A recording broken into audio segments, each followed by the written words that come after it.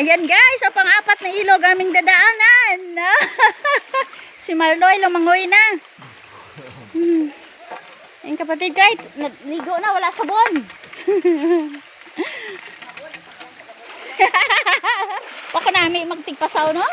Ako po nun init-init, pero garing. Sadlayran. Galubog agad daw.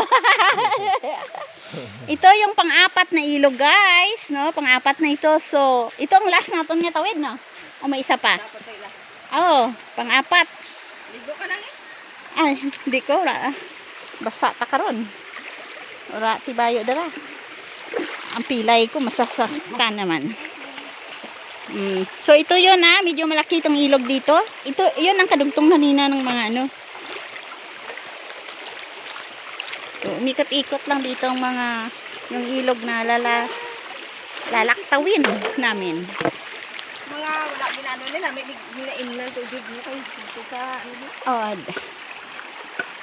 Ora balay dyan tinlo. Ito kayo nata may una, dadala kami nabasa to. Siya kwarta mo. Ayan. Ang apat na ilog guys.